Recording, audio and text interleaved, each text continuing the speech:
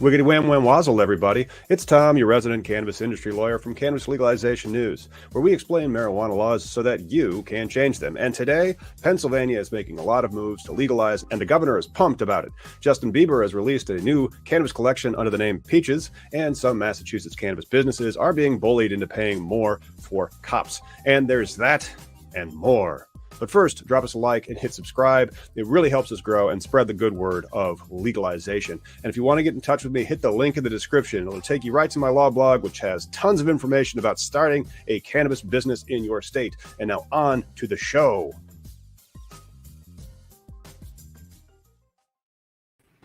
That was nice.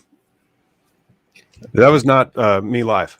That was right, recorded. but I think also you forgot to mention the knowledge-based center, like we were talking about earlier. We don't talk enough about the things that you offer because, when we started making my videos here about audits and preparation for general practices in the background. I mean, we got a really good package. I've been in the field in calibration for over 15 years. You've been lawyering for 15 years. There's a whole dynamic here, but right on, dude.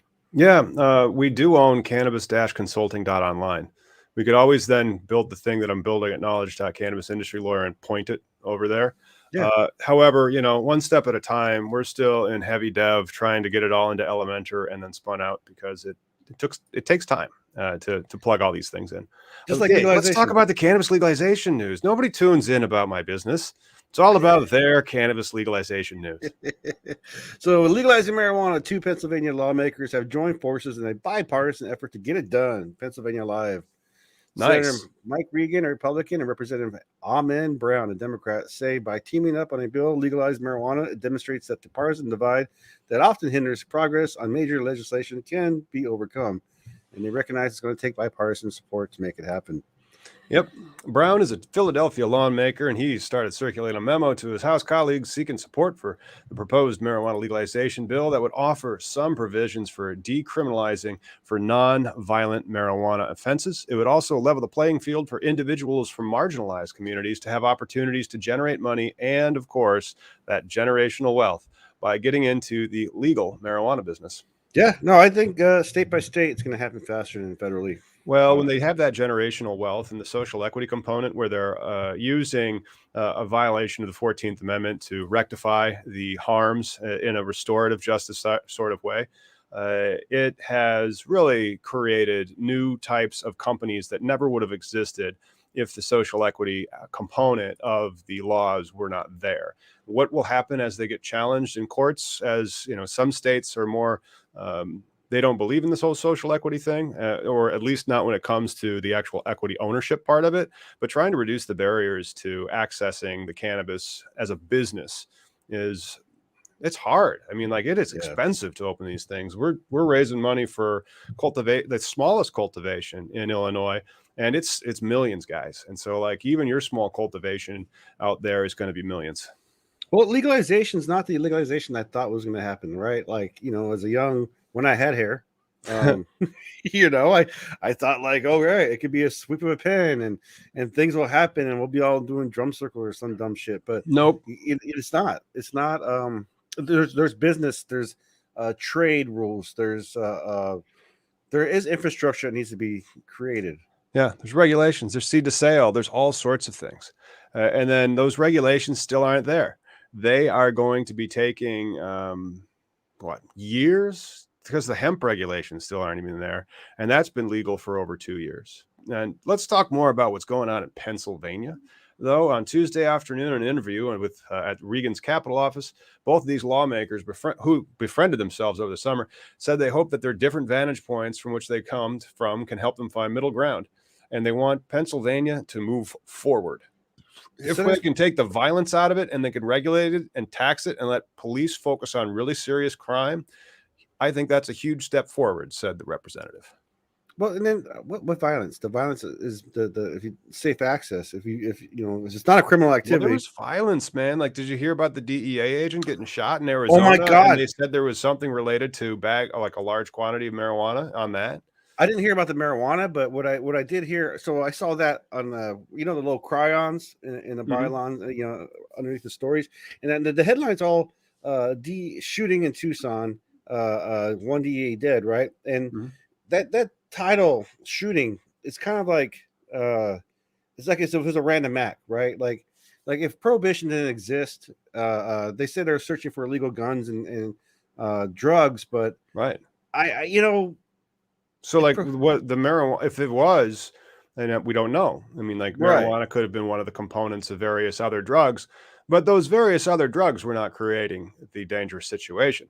The exactly. illegality of them and the criminality of it, which has pushed the price of it up very, very highly, was the thing that created the dangerous situation. I mean, that's really the weird thing. Well, and honestly, I had to say, I have to say, is prohibition killed that DEA agent, right? I mean, along with the gun, but if it was legal, right, there wouldn't be this. Normal people don't react in a shootout over like a situation because eventually the guy killed himself too, I believe. But Huh. you But know, I mean, this is it not would be more like the IRS shootouts, right? Because I'm assuming that everybody hates the IRS, but you never hear of that, IRS agent lost in the line of duty. Like that well, doesn't happen, right? yeah, you're right though. I mean, this would be a different. The penalties, right? Yeah. Would involve this guy. It So wouldn't have been a 21 gun salute. Like if it was an accountant that was lost in the line of duty, it would be like, a double balance check. Cause like when you're doing your balance sheet, it has to both balance. it'd be Oh like a man, I perfect just Excel can't sheet make that up pops. accounting jokes on the fly. No, I feel you, man. But yeah, it'd be like the perfect Excel sheet with I don't do any of that shit paperwork wise, dude. I'm the guy when you do an adjustment in a Microsoft document and everything shifts to the left, Mhm. then I give up. I'm just like, all right, I'm gonna have someone like Lauren, please help Good, me. good, good luck. I'm just saying, I do. I send that. The way that you make that sound professional is you call the department word processing. And so when I have a brief or a memo that I dictate, because I'm a lawyer, so I don't understand how writing works. I just sit there and say, "Dear whomever," and then why they've breached my rights, Right, and then I send it to word processing. dude. Even an old time in the military, dude. Those desk jockeys who they always I created the best Excel file.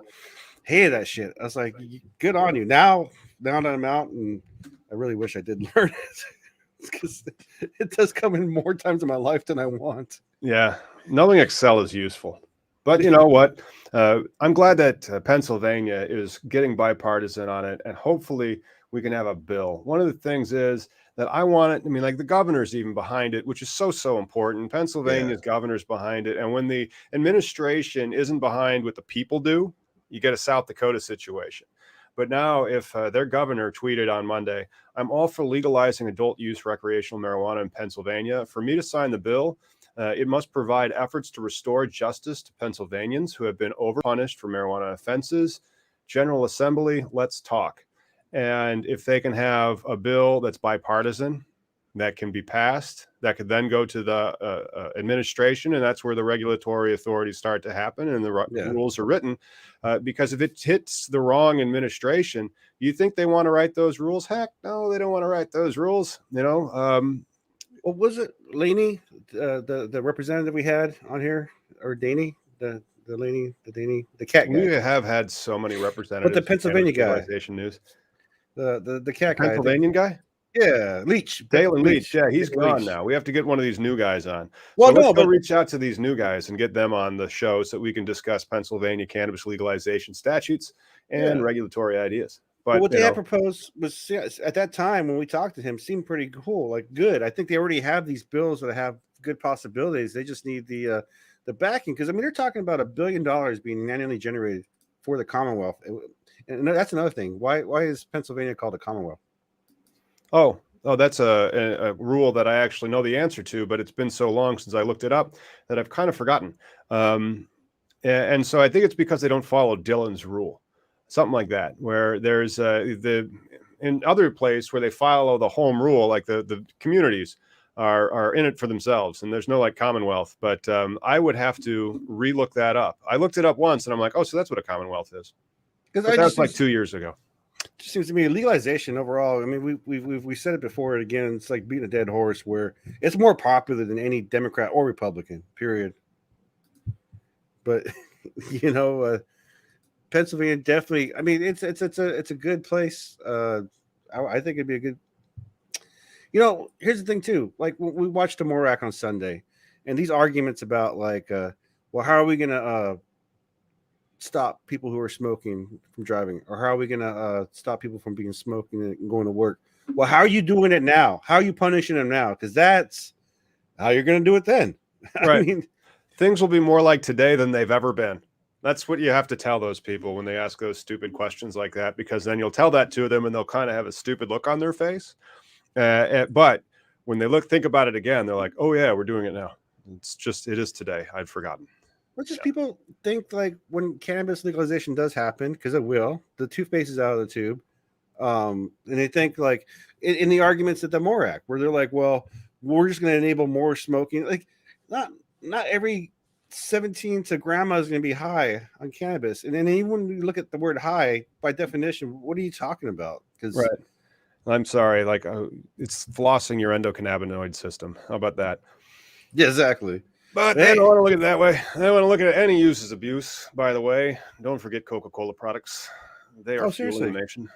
Dude, I don't drink those that often, but I got a sweet tooth. Well, it's just the hypocrisy. It's the hypocrisy of it all. But you know what the next shoe to drop, I think, and the lack of hypocrisy is? And one of the just came out of your neck of the woods, man. There's a lot of shroom booming going on. The decriminalization of psychedelics for the treatment of diseases like depression is really getting, it's Seattle has become the first large city in the U.S. to decriminalize psychedelics, according to the marijuana movement.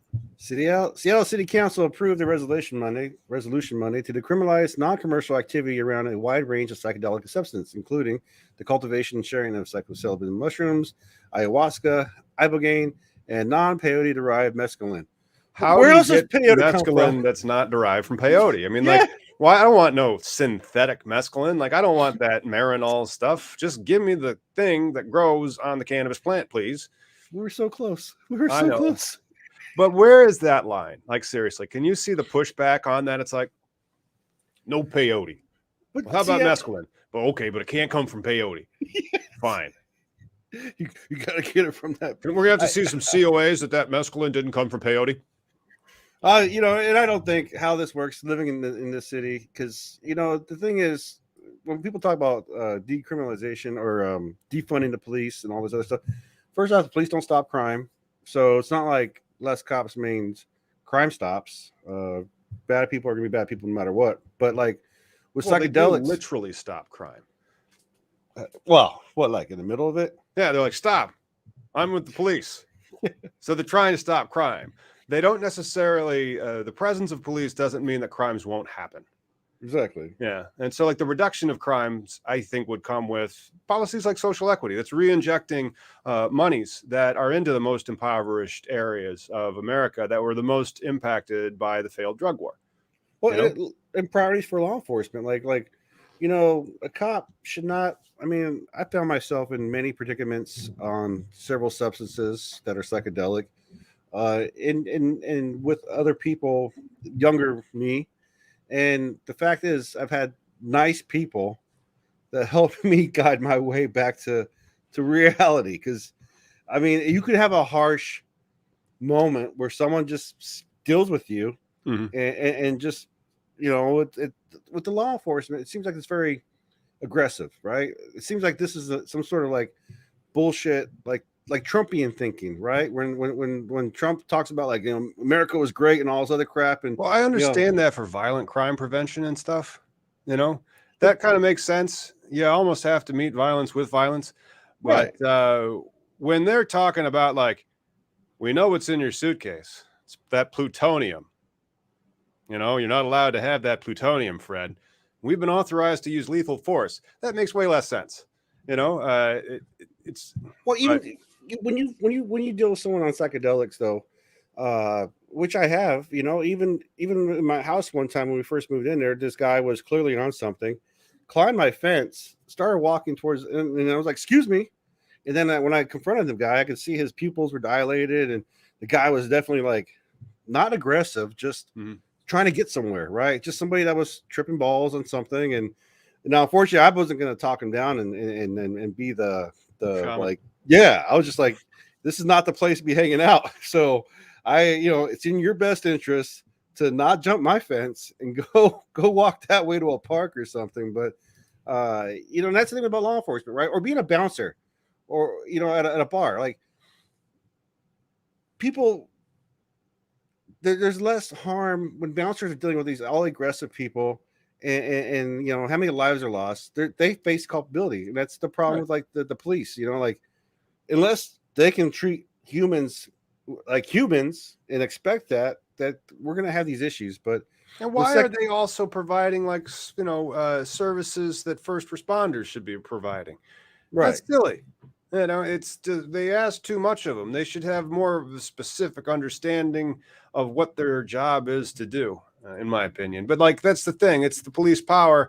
It's ultimately local, and so what works in Batavia, New York, may not work in I don't know, Lincoln, Nebraska.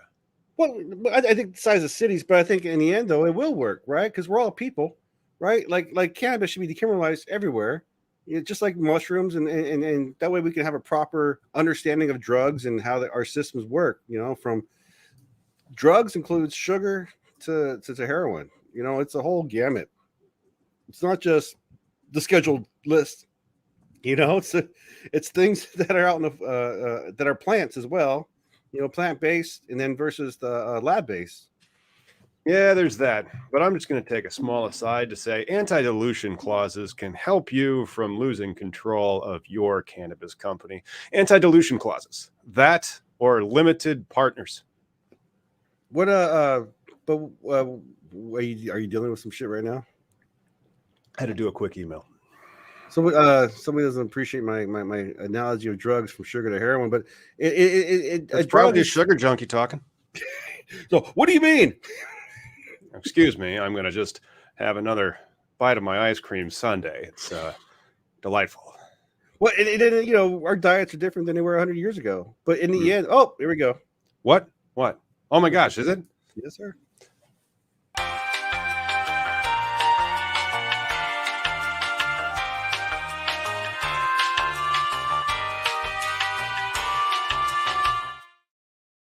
Thank you, our new members. Ron Collins, got a Mickey story. Thank you. Vanessa Lopez, Aaron Crumps, Richard Checkman, Scruffy Nerf Herders, Patricia Smith, JP3, thank you for the Mickey story. Ro Myers, William Laws, Aaron Zeman. Oh, shit, man, I got to call you, dude. I'm sorry.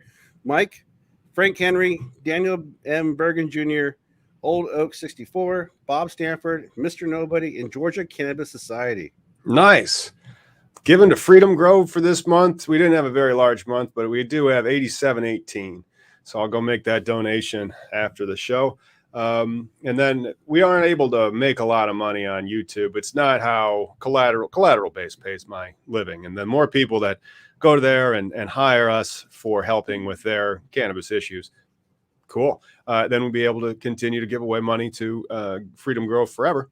And so if you become a member, that's the most likely way that we can then use your money to then go contribute to them and also pay for some stuff around here, like that mic or that camera.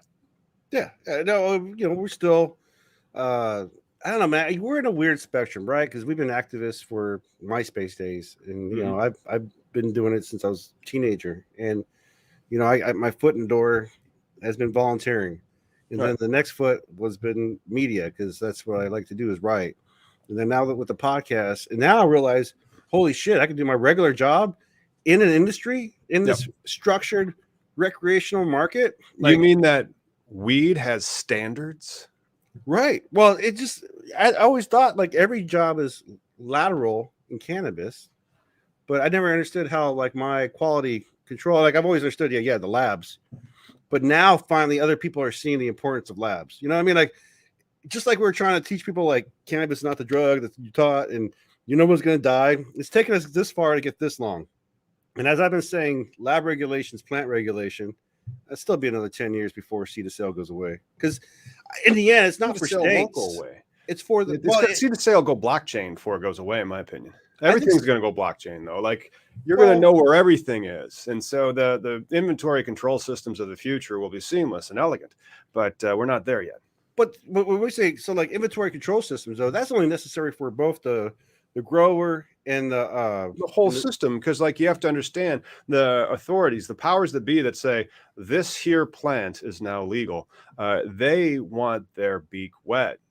But see, two things to that though. There's what seed to sale is being monitored in making beer or alcohol. Well, they have some other method that they're using in that respect so that the people are paying their taxes. And then if they aren't paying their taxes, you know, they probably have like a weight and measures. It's like, how much beer did you make? Those types of records and inventory control is probably being done. And so is that seed to sale?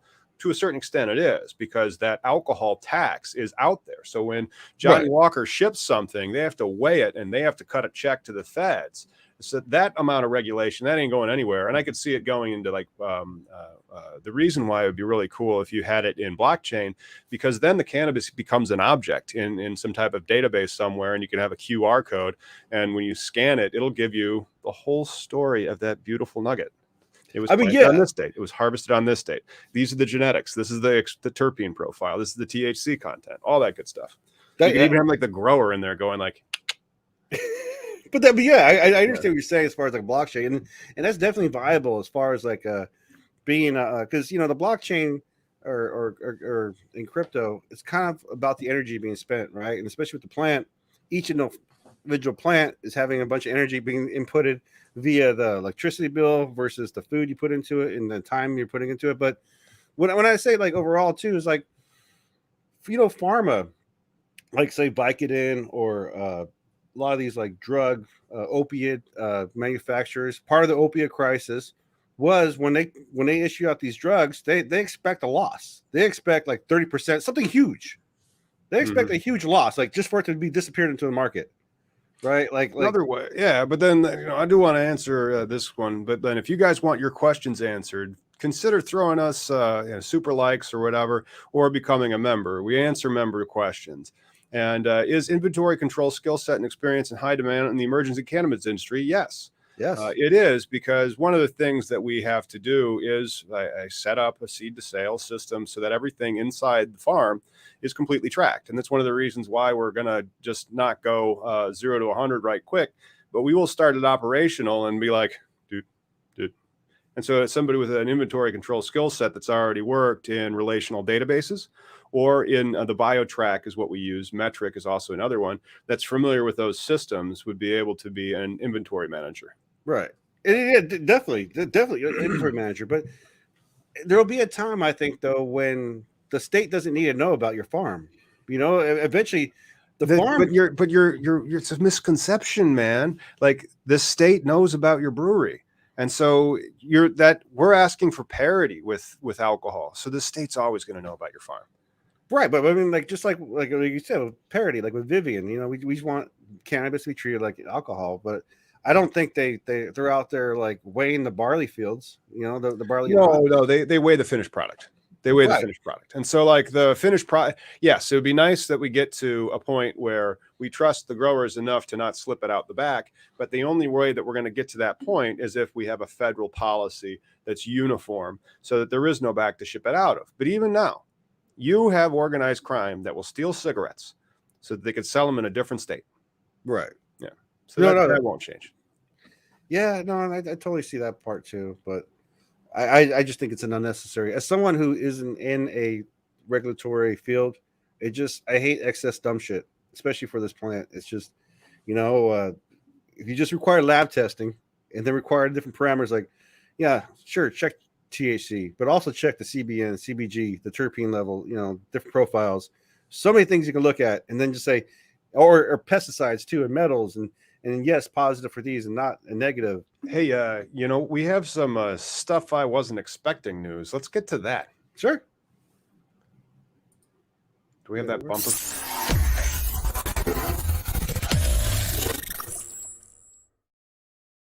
Did you know that marijuana ranks among the best treatment for persistent existence? The Onion is reporting. Noting the numerous therapeutic benefits of cannabis, a new study published on Tuesday by researchers at Mount Sinai Hospital found that marijuana ranks as the foremost treatments for persistent existence. Yeah, it helps me get over dumb shit. Yeah, I understand. But it's The Onion, which of course is a satirical magazine. But then the satirical headline is kind of true, because let's go over the people that are still alive.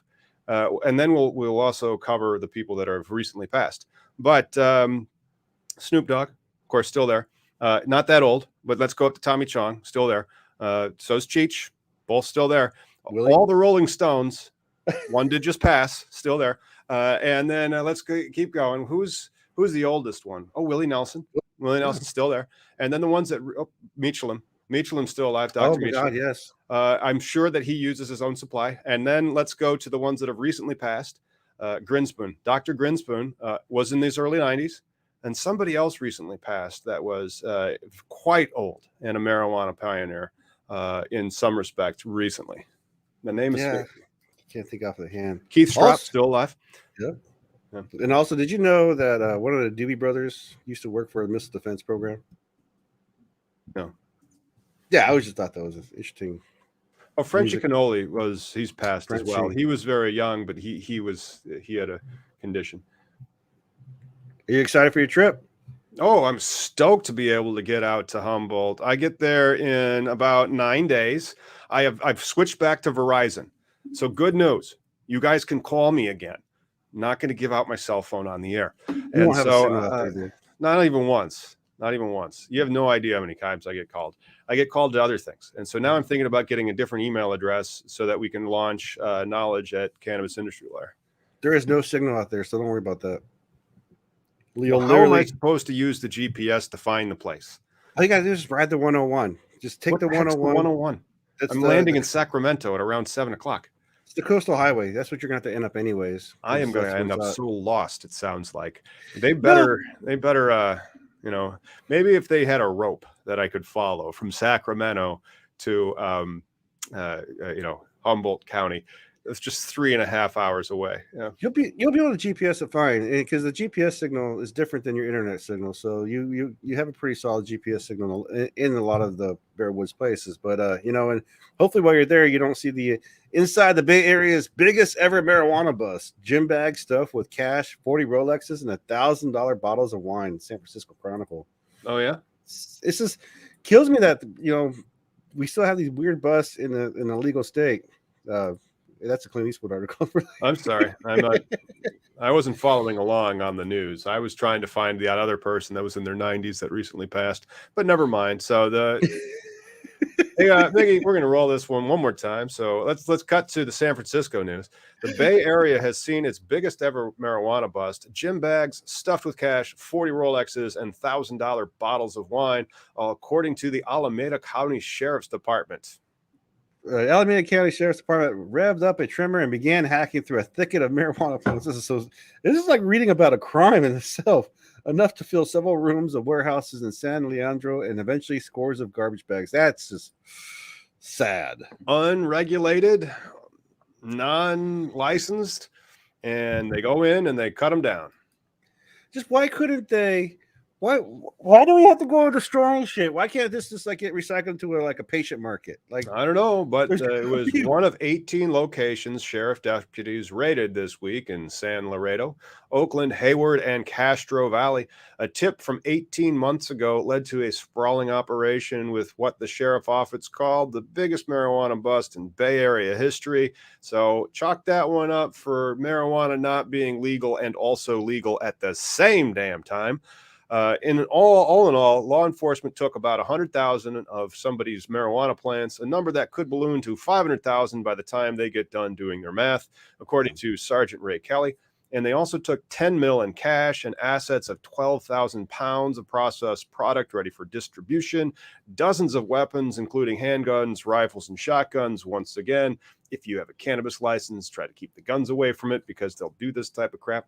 Sheriff's deputies arrested 7 people, which they believe are leaders of an organized crime ring, which may have provided low-cost cannabis to licensed dealers and dispensaries. Once again, we have the gray area slipping into the licensed area. Nice going, California.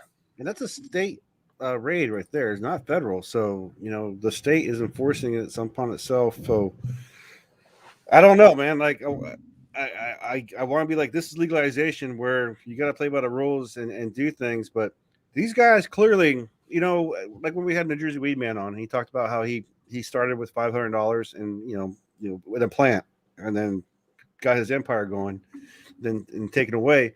I mean, that's kind of the hustle, right? So apparently these guys are pretty good at what they were doing.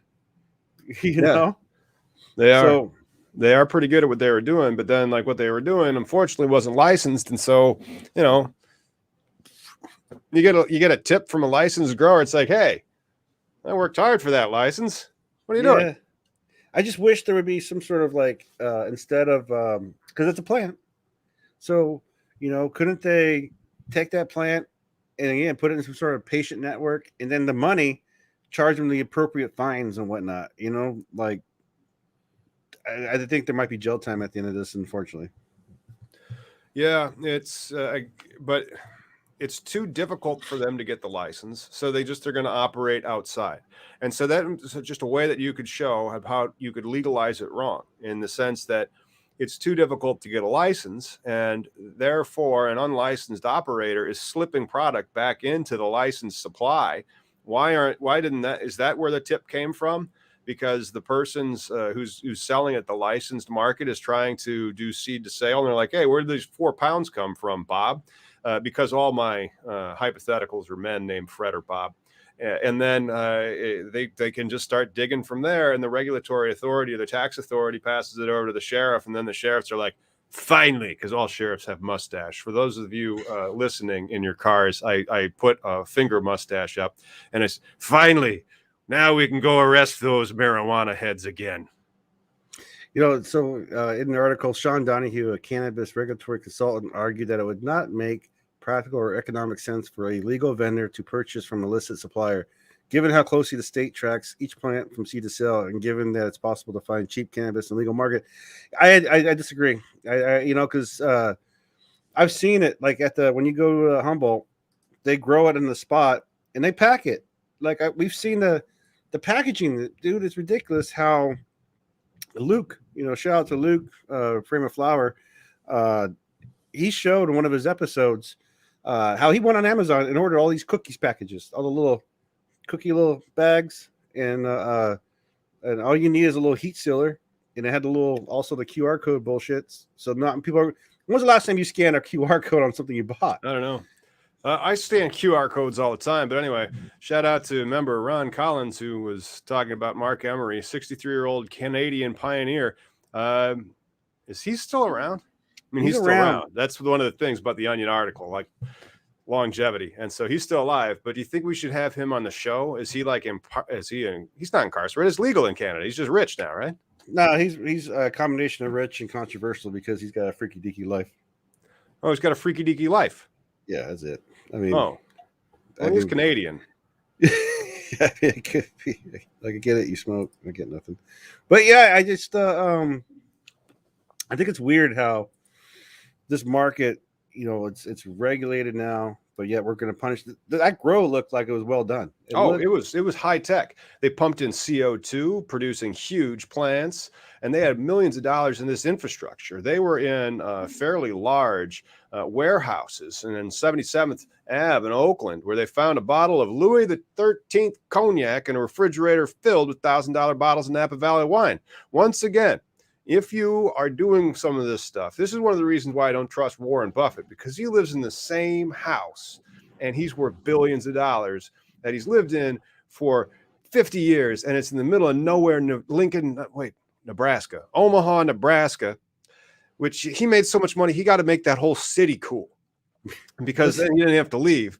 That's how you do it. He just avoided detection. He was not living large in an unregulated market. But anyway, it's something else, man. Yes. Yeah, so on Tuesdays, deputies loaded 37.6 tons of marijuana into it. That's a lot of weed. Yeah, but I love how the law and so I can't wait for his criminal defense lawyers to be out there and saying, like, go get him. Like, if that criminal defense lawyer is listening, you do your work, man. And I hope that they had plenty in the retainer before it was all taken from them. And if that is something that other legacy operators are doing, and it's the restrictions have not been as bad lately, and so like this kind of thing happens, when it's legal, and it's some of this product was probably going out of state, and then people would say, it's Cali weed. I mean, like it's branded, and so but like again, this is my argument. You need to pay your retainers to your criminal lawyers. That's all. Yeah. But this is my argument of how like CDCL doesn't really help the actual regulatory side of things when it comes to like control of a product. You know what they, and again, imagine like even if plant regulation does become or lab regulation becomes rule of law, there'll be still like false reports being printed out. I mean, there's always going to be bad players out there. I've seen them. I've worked with them. I've done it. I don't like it, but there are people willing to, you know, it's just like there's a lab article I just read about where Utah is redefining their labs because some lab was rating weed at 40% flour. You know, there's no flour at 20 or 40%. No, I don't think so either, but it looks like in the details, they may have been jumping power as well. So textbook jumping power because you don't want to avoid detection because your power bill is like $1 bazillion as you're growing so much of that stuff. So they said Joyner, who is one of the witnesses, and I guess, became aware of the illegal marijuana houses in Oakland a month ago when a transformer exploded behind his legal dispensary on Oakport Street. He believes that a facility located between Oakport and Edgewater Drive sucked up so much power that it started a fire. It burned down the entire telephone pole, he said. But you see, you have a regulated operator who may have been like, boom, this thing explodes. How long were they under surveillance, do you think? That's a wonder. That's a curiosity. Because, you know, that power draw would have been huge. It would have been a red flag, too. But like that's why you always jump power. It's not yours. You're just taking it from the system. Yeah. You know, theft. So they were hot. Like I jumped a hotline into the regular line. Is what they did? Yeah. And so they go just there's ways. And again, I don't know. Let's not talk about it because I'm not an electrician, so I don't know it. Right. And so that's just what I've heard that they do to avoid detection is you jump power. Well, and there's a lot of power required. Jungle Boys, they just dropped in. They had to get a special permit to drop this huge, like 100 kilowatt transformer to help for their grow, just to grow alone. I thought that was amazing, but I also didn't realize the power being drawn out of these things sometimes. So, yeah, that could definitely have been a thing, bro. Power. That's it is something that you need. And remember, don't forget to smash those likes and click subscribe if you know what your power draw is. And if you know what your power draw is, that impresses me so much that you should click the bell as well. And if you're listening in your cars, don't hit that. Yeah, don't hit anything, please. Hey, so Clint Eastwood wins a $6.1 million lawsuit from online scammers in CBD lawsuit, Rolling Stone. So the old one, Clint Eastwood, is riding high after winning $6.1 million default judgment against a Lithuanian company that falsely claimed he endorsed a line of CBD gummies. Eastwood said in a statement, "Cry macho, go see it. Oh, and I am pleased that the court's ruling and believe the judgment sends a powerful message to other online scammers who might try to illegally use someone's name and reputation to sell their products." But that's fantastic that he has been vindicated, and sad that internet scammers will take whatever they can to make some money. They ordered him $6 million in monetary damages on Friday. That just means now he's available for a real product. Yeah, and at least get $6 million for it. Right, Dirty Harry's CBD balm. Seriously, though, man, make my day, pain. Oh yes, I mean like Shaq's chills for pain medication. And in general, of course, Clint Eastwood still works. He's like, I just released a movie that I directed. Oh yeah, and his westerns. I mean, the guy has a huge brand. But and speaking of brands, Justin Bieber's latest adventure. Cannabis for a Cause, Vogue magazine. Oh my goodness. I'm just trying to find out. You know what? I don't think we have. Oh, there it is. It's after this story. I was trying to find out when we're going to play Name That Strain. You know what's funny is this when his song came out, the one that I got my peaches in Georgia, I get my weed in Cali. That song came on the radio during daytime out here, and they bleeped weed. It's like, how you gonna bleep weed? Or not bleeped it, but they just took it out. You know, like the little weed is a curse word. And well, I guess, and especially in a state like yours, where there's regs about you can't have that be marketed to anybody who may be under 21. And so everybody who listens to Justin Bieber, I'm assuming, is at least 21, and they didn't need to bleep it. But whatever, man. Well, yeah, it was daytime listening, but then I heard it again on the radio again. They didn't, so I just thought it was weird how they hid that word. And the only reason why it stuck out is because of the word weed to me, you know. But yeah. Go ahead, bro. Oh, I was just going to talk about Justin Bieber's justifications for getting into the cannabis game. He is gone and is doing his collaboration with Danielle Caesar and Givon, the track shop of the Hot 100 when at least back in March. Yeah, it's not just his laid-back, sun-dappled groove, but also for its lyrics that speak to Justin Bieber's newly found life of steady, blissful contentment with his wife, Hailey Bieber. Boy, it's great. And it also turns out that these feelings of happiness and serenity be chalked up to the sense of balance Bieber has found to his ongoing mental health journey, as well the benefits cannabis have made and played in this part of him reaching this point in his life. I figured it would have just been the piles of money. And then, Haley, was that Haley Baldwin? Was that Alec Baldwin's daughter? That he's with? I don't know, but yeah. Okay. I thought he was also married to Alec Baldwin's daughter. I can't believe this guy has mental health journeys to go on, but fortunately, he has the money to go on them, and then also to get his own brand of weed. So weed was something that he found that felt people make him feel bad for enjoying, but now he's found a place in his life for weed products that have been beneficial to his human experience. Bieber is making his first venture with his own cannabis product, collaborating with California-based Palms on a limited edition collection titled Peaches Pre-Rolls by Palms, in a tidy nod to his weed referencing track from Justice. I'm a fan of Palms and what they are doing by making cannabis approachable, Bieber adds. I wanted to make sure that I was doing something with them that felt genuine, and Peaches felt like a good place to start. A little small, though, man. The collection features 7.5 gram pre-rolls. Yeah. Well, do you know how many grams 7.5 gram pre-rolls is? It's 3.5. It's an eighth. It's an eighth. But they're small, though. I all this fur right here. Yeah. I need at least a whole gram just so I can start off with. Well, let's just get you one of those cool, cigarette holders so you don't burn your beard then. Oh yeah. You're just worried that you're going to be too close to that beard of yours. Huh? You give me some gloves too, like little white gloves, so I can be all. Yeah, I just think that it's interesting that we have to make cannabis approachable now. Hey, would you like some cannabis? It's now approachable.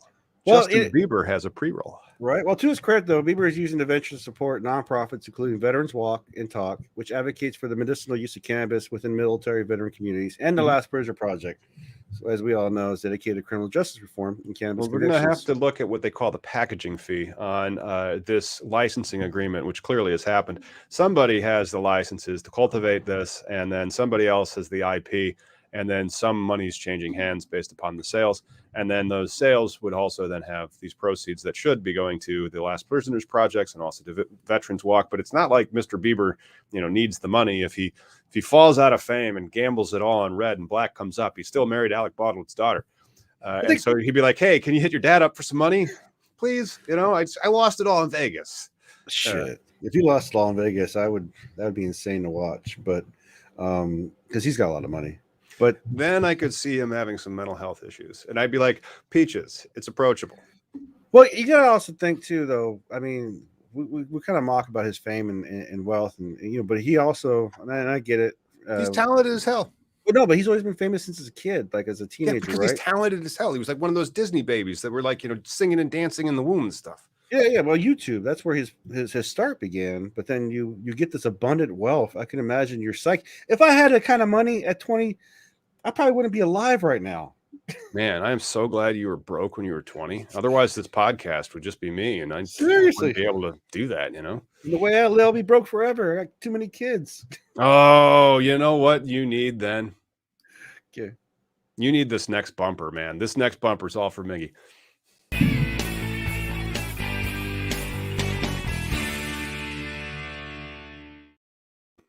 Everybody's favorite game. It's Name That Strain, and there it is. That is organic. It is. And not only is it organic, that's medicinal. That is medicinal home grow from the great state of Illinois. Nice. Is this the one on your broadcast that you've been taping? That's right. It is not peaches, Mr. Yukon. Thank you very much for the hilarious guess. I do enjoy how droll that is. But that is frosty. It's frosty. It's LED grown, organic soil. It's got a little purple, but not really. Yeah, not really. It's quite silver. I'm kind of blaming my iPhone for not taking the best picture. Is it dense? It looks pretty dense. It's pretty dense. It is. It is pretty dense. And it is just great. I tell you what.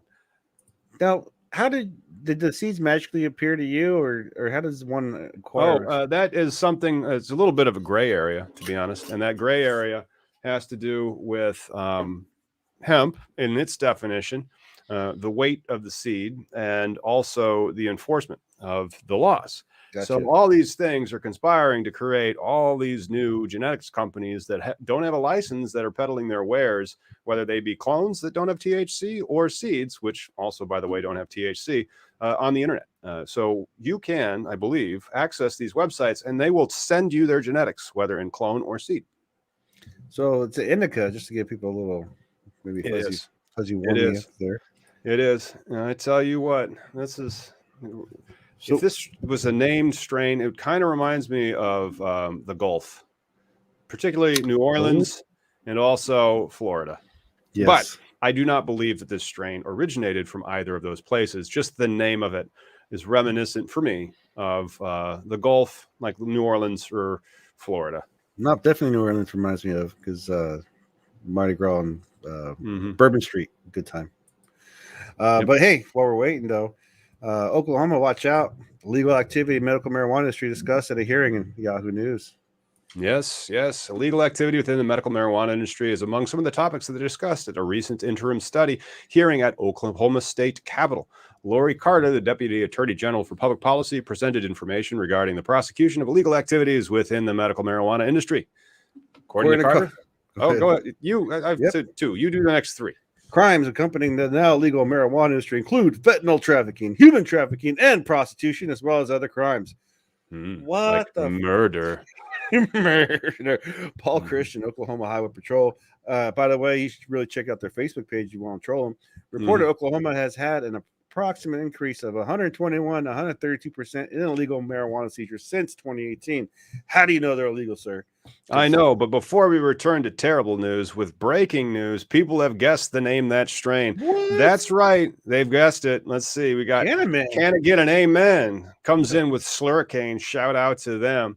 Nice. Slurricane is an indica marijuana strain made by crossing do-si-dos with purple punch, hence my mentioning of the purpling. Slurricane produces relaxing effects that come on slow. The strain has a sweet flavor profile with subtle grape-like and sugary berries. Slurricane is the ideal strain for relaxing after a long day and will keep you locked on your couch. Medical marijuana patients choose this strain to help relieve symptoms associated with insomnia. There's a famous drink on Bourbon Street called hand grenades, and it's like one drink and you feel good, two drinks and you're handing out beads, three drinks and you're earning beads. That's why Slurricane brought that on to me. It was like that reminded me of the drink that may also be like that from New Orleans called the Hurricane, where how Florida has to deal with hurricanes, and Slurricane and hurricane, they kind of rhyme. So yeah, back to Oklahoma though. This guys, if you're in Oklahoma, you should really pay attention to your legislatures. I know you guys are doing marches and whatnot, but pay attention to the bills being thrown on the calendar. I mean, everything's out there. Transparency is out there for you. Unfortunately, Tom and I are only two people in our own states. You have your state. Defend that medical that you have out there, because once legislatures get their hands and start taking apart, like here in Washington, yay, we got recreational, but man, we had markets, we had seeds, clones I could buy. It was a pure capitalist market. Something else. It was something else, man. Yeah, I mean, they're talking about human trafficking, and this is just fear mongering. Fentanyl trafficking, human trafficking, prostitution. Yeah, this is just fear mongering. Christian said, "We believe that within 3 to 5 years, Oklahoma is going to be the #1 producer and exporter of marijuana in the nation. Unfortunately, there are a lot of sick people in our state and a lot of medical marijuana cards on the highways." Look, I wish I could share the thing now. I don't. It's on my phone, but I have a friend out there right now, Blazing America. His website. Oklahoma is insane with events. Like here in Washington, we had a bunch of events, and a lot of things were never advertised. It's always on the DL, right? Hell, like, hey, come to Seattle Hemp Fest. Well, can I smoke there? I'm not going to tell you not to, but in Oklahoma, these guys are having straight up secessions. They're just like calling it normal shit, making posters, having the meet and greets, and doing their things, and the cops aren't fucking with them because there's other shit to worry about. other crime, alcohol is out there. There's other shit to worry about than cannabis consumers or a cannabis event. That's a low hanging fruit of crime and bullshit. Yep. I tell you, within 3 to 5 years, Oklahoma is going to be the #1 producer and exporter of cannabis in the nation. Unfortunately, a lot of sick people in our state and a lot of medical marijuana cards on the highway. Fear mongering, man. This is just ways for them to, if you're in Oklahoma, vote these fuckers out and put people in that are pro cannabis, because you need to protect what you got. It's the last vessel of goodness. But then this is the regulations coming in, like, is the wild, wild west. And now they're like, okay, that's a little too wild. But then the troopers are saying they see marijuana on nearly every traffic stop, and they're frustrated they can't do anything about it. Oh, law enforcement frustration. I'm sorry that you can't exercise your impulse to arrest these people. No. Seriously, though. Yeah. What bullshit answers, like in the Morac with that one guy from Roy from Houston or whatever, from Texas, talking about like, well, when I was a prosecutor, we'd always get the pot smoker or whatever, and then plea deal him out to just possession, and then that's how you get the big fish. This is bullshit. Like, when it comes to like law enforcement and protecting your citizenry, your people, enforcing cannabis as a crime is not it. This is, I really hope Oklahoma can just hold it together. Well, they probably are, but you have to understand that this is just how regulation comes back. And so there's going to be some type of regulation that'll probably come in and stifle the wild, wild west that's going on out there. And that's too bad. So hopefully they have a good trade industry that can push back and start getting somebody in Tulsa, I believe is the capital, and have somebody down in Tulsa that is lobbying for their behalf and their interests. Because you see, now we also have somebody, Sarah Gibson, regarding the Oklahoma Water Council Resource Board. She's talking about the impact regarding the usage of groundwater being used for medical cannabis grows. Each plant can use up to 6 gallons of water per day, according to Mark Woodward from the Oklahoma Bureau of Narcotics Public Information Officer, who presented on the information the dark side of medical marijuana industry. I want to see the plant that drinks 6 gallons a day. Yeah. Because I think that plant might be like a 15-foot tall haze plant. Like your average cannabis cultivate, like if I gave 50, how many gallons did he say? 6? Drown them. Oh yeah, it would be wilted dead, and so that's just one of those bombastic claims. Well, remember that study that came out in California last year that actually said like the impact of the farms and the water is less than they actually thought it was. Like, it's again fear mongering for trying to control this product that has no victim. The victim is the people who think they have a chance, and then they get fucked with by the system. Yep, and they're also complaining about the burner devices. That people just come in, get the license, knowing it's temporary, grow it, ship it, shut it down. And it's not that easy, because you got to be a fucking resident for 6 months, I believe. Okay, like what you do is you need to have, it's 2 years residency requirements. But if your goal is to like set it up, grow it up, shut it down, again, welcome to Cannabis Legalization News, where we furiously try to comply with YouTube's policies, while at the same time discussing the practical realities of the legacy market operations. This is for entertainment purposes only, and 18 only plus. So if you're there, and so you can get a license, and so somebody just needs to be 75% of that. They don't know how to grow whatsoever. You just cut them in on the deal. It comes in, it goes out. There's no tracking, and then you file the papers. Oh, we failed. Well, it's not even that easy though. Like to before you can, you have to have. First, it's the patient market, right? Where you can have a couple plants. But it's like how Weedman was saying. He's sitting on hundreds of pounds at any one time. Right. And so if you're a distributor like that, Oklahoma is cool. It's almost better than Cali. But how hard is it to hide, say, 100 plant grow? Hide it. Just get a license for it. Well, as I'm saying, they're not getting licenses. So they get out there. Say I wanted to, like I said, my friend who's out there right now, he's got his medical script, so he can be a part of a collective or whatever. He can grow, but he can't own a business. So that's gonna be the difference. Is like you can get a medical business. I mean, like to get the medical license to cultivate cannabis in Oklahoma is easy, right? Provided that you live in Oklahoma. Provided that 75% of the license holder lives in Oklahoma. but I think the plant limit's different too for just the patient side of things versus the I'm going to be a So you're not a commercial grower. You're a right patient grower. Yeah, it's different. So that's what I'm saying. Like they're doing this fear mongering that like these large Mexican cartels are coming in, establishing these huge grows with again all the dirt, all the time and labor, the power. Like all of a sudden this building's gonna pop out in the middle of nowhere at Tulsa, and people aren't gonna realize, like, hey, I wonder what that beautiful smell is coming from that one building. I don't know, but again, this Mr. Woodward from the OBN isn't done. He says that there's also international organized crime, complex commercial growers from China, Mexico, Bulgaria, and all over Eastern and Western Europe.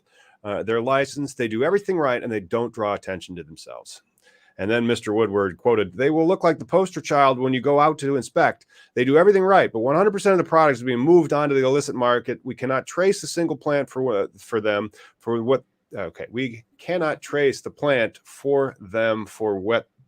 I hate when cops talk and then you just try to read what they've said and you're like, oh, let me try it one more time. We cannot trace the single plant for them for that went to anybody who's legally allowed to have. I think you should have some dip in your mouth and then spit it to the side and then say that sentence. So there's just no, everything's, they can go inspect it. They're complying with all the regulations, but there's no seed to sale. And so suddenly all the product's gone. But again, there's no record for the sales, But there's got to be a books, right? Like I'm just saying they're creating these scenarios that of fear mongering that don't really need to exist. Because you have a huge business, you have a huge facility. If you have proper inspections and do proper routine checks and balances, you're not going to be able. I mean, there's always going to be stuff being shuffled to the side. Hell, in our recreational market, people are buying stuff from the store and shipping it. Imagine a lot of Oregon weeds being sent to Oklahoma. So, they're just fear mongering just to have that more control and put that nail into the medical coffin, which just sucks. Hey man, there's some new stuff that's happening in New York. New York's Cannabis Control Board meets and adds flower to the medical cannabis program. So this has been legal since 2014, and they just now are getting flower in 2021. The state board tasked with rolling out rec cannabis in New York met for the first time Tuesday and immediately made major changes to the state's existing medical marijuana program. Medical pot dispos are now permitted to sell good, old-fashioned marijuana in flower form per the 5-member Cannabis Control Board. Way to go to them. Prior to that change, only edibles and extracts were available in the Empire State that legalized medical marijuana way back in 2014. Watch New York. I bet you that market's going to boom real fast. Like, oh yeah, as the medical catches up to the recreational expectation. I just think the rec market's going to dominate. I think it's going to be like Illinois, but worse, because once they get the rec market that's there, the medical market will just be those 10 providers. And so if you want medical grade weed, you'd have to buy it from like Cresco or Columbia Care. They don't because they don't do collectives and all that stuff there for, it's just actual, like you guys, where it's a company, like, because how many grows do you have in Illinois? We have 20 licensed cultivators. I don't think that all those 20 licenses are the same people that's published, but then there's another 40 craft grows that just won. And then there's another 100 craft grows that are coming in December. So we'll only have 120 cultivators. But presently you only have like, say, 30 because the 20 from before. Yeah, all the 40 that were just awarded, they're all still scrambling to get their plans together, or they're doing construction build outs that they'll be working on for the next 9 months or more. Yeah, that's insane for your guys' market for the amount of people in your state. That it's not supply and demand. Once we just knock these barriers out, it can happen. But hey, man, prior to this change, only extracts and edibles were allowed. And now the board is going to oversee the licensing of rec pot businesses and eventually prove actions taken by the fledgling Office of Cannabis Management. And they're expanding the types of providers that can prescribe cannabis to include dentists, podiatrists, and midwives. Wow. Yeah. Dude, midwives are going to all of a sudden become like dudes are seeing midwives. But then also one of the cool things is they've permanently waived the state's $50 patient caregiver registration fee and increased the amount of weed a patient could purchase from a 30-day supply to a 60-day supply. So therefore, an adequate supply is very often defined as that amount of cannabis. It depends on how many. I mean, it's now, if you want to get like medical grade weed in New York, you're going to have to get your card. But it's going to be easier to get that card, and then you'd be able to go access the dispos probably first. But those dispos are probably going to want to sell to adults as quickly as possible. It's going to be interesting to see how New York rolls out its licensing. It'll be coming. Yeah, I mean, that's what it has to happen. But like I was saying, though, the medical market is like right now, it's going to meet that recreational, expectation where you're like, what do you mean I can't get flower in a legal state? Like it's about time they got that rule up there. And, now they're going to be doing, hopefully, whatever their lab testing requirements are. These are things that people have to look at before the recreational takes over. Mm-hmm. Hey, but it could be worse. You could be in Massachusetts, where Massachusetts legal pop shops are being strong-armed by regulators to pay for more cops. As cannabis legalization's efforts continue in the country, some communities already enjoying legal weed have found themselves in an awkward position. If certain dispensaries want to continue operating, they must pay significant fees to their respective communities, the vast majority of which in one Massachusetts town is intended to compensate the city for adding new cops to its police force. Why did you add new cops? So earlier this month, cannabis shops STEM, Full Harvest, Moons, and CNA stores in the city of Haverhill, Massachusetts, about 35 miles north of Boston, received an itemized report on the so-called impact fees the town claims it will occur as a byproduct of hosting the trio of legal dispensaries.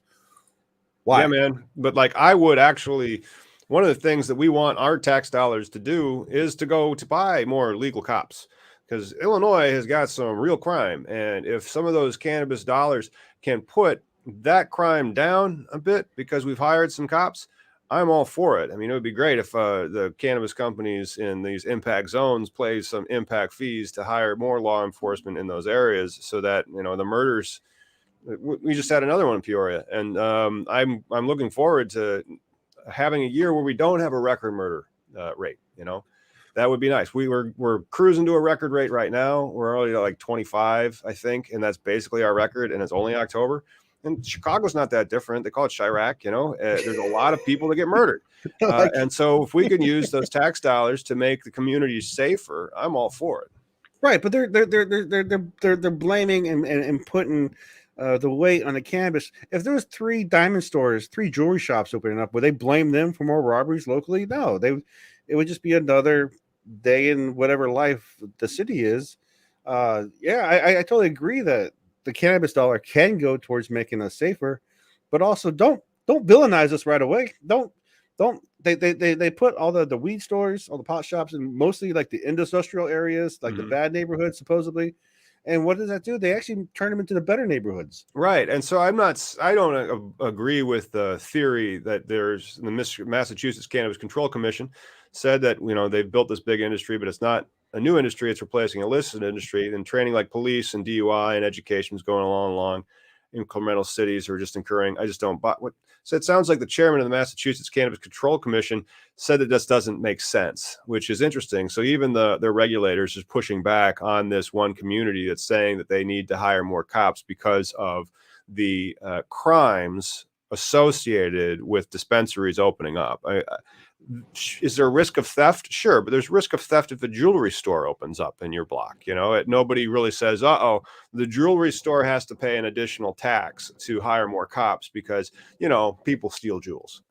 And why the cannabis is a target or attracts more crime? Because it is a target for cash only business. Right. If the world was right, you could pay with your credit card, and then they could make deposits without threat of personal life. Oh, excuse me. Yeah, and so that's interesting. Haverhill, Massachusetts, got these impact fees, but the chairman for the Massachusetts Cannabis Control Commission isn't called Haverfield. He's called Steve Hoffman, and he doesn't buy it. And he also doesn't buy that they say this $1.3 million that Haverhill now is going to use to hire 6 new cops and 2 new cruisers and uniforms, weapons, holsters, and other equipment for an annual cost of more than $860,000. But Hoffman pushes back and says there's no evidence to suggest that a boost in police presence is actually necessary because there have not been increases in youth consumption or crime hospital admissions nationwide. He's explained this. And then the best evidence for Northampton, which is no longer asking for mitigation fees because they've recognized there really aren't any incremental expenses they've incurred. I applaud them for recognizing that. And so the regulators are pushing back in Massachusetts against cities like Haverhill when they try to levy these types of fees unnecessarily on the backs of cannabis companies. But, you know, in certain areas, I mean, like, I wish that they had more in their budget to hire. But then in areas like this where they have enough in their budget to hire, why? I'm going to pass on that. Fuck cops. We don't need more cops. You know, they don't help. But on that note, thanks for tuning in, everyone. Make sure you like and subscribe to keep up with all cannabis legalization news. We will see you on, actually, we'll see you next Wednesday. See you next Wednesday.